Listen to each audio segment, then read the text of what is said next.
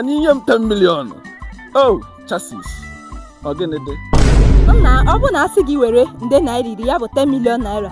Si gị were first class kedu nke ị ga-ewere? 10 million and very much important because isi ka ibe were first class kita. Gị ga-eji first class me. Niye first class mvuwe CV na agari from office to office. Onwere ole ga afu. Are you serious? Maniyem 10 million.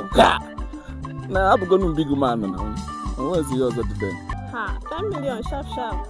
I go just collect 10 million. In fact, this my skills if I fit drop am. Who first class of people? Nothing they favor me for Nigeria. For this country, Nigeria, because I choose 10 million. Ị ga-ewere? Onye ji nwa ya ekwu, mmewuru 10 million naira. Now. Oh my God! Zokwu na ịgụ akwụkwọ dị mma mana iweta 10 million. Mmewuru ozugbo no. Fast were agba ọsọ ozugbo abụrụ business mbido ozugbo. ịma na okwu ego ka a na-ekwuzi ugbu a n'obodo a maka na onye jiri ego a na-afụta ya dịka onye na-ewere uru ọ bara n'obodo. Poor man pikin. Hey.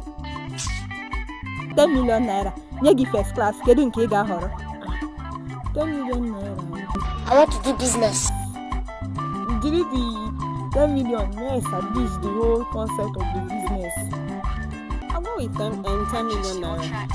Kedu ihe mere o ji bụrụ ya bụ nde naira iri ka ị ga-ahọrọ? Looking at the situation of our country now, not everyone with first class has a job. You go around, you see lots of unemployment everywhere. So, I won't even think it twice, honestly. 10 million all the way. Okay. Ọ dị mma, unu ahụlanụ ụsa ụmụ akwụkwọ gbasara ya bụ ajụjụ anyị wetara ha n'ụbọchị nke taata. Ịhụla na ihe onye ọbụla na-ahọrọ bụ ya bụ nde naira iri karịa first class. Gị bụ onye na-esonyere anyị, kedu nke ị họrọ? Ọ ga-amasị m ka ị gwa m nke ị họrọ na okpuru ya bụ ihe nkiri na-elele makwa binyere anyị aka maọbụ kesaa ya bụ ihe nkiri nke ị na-elele. Ndewo.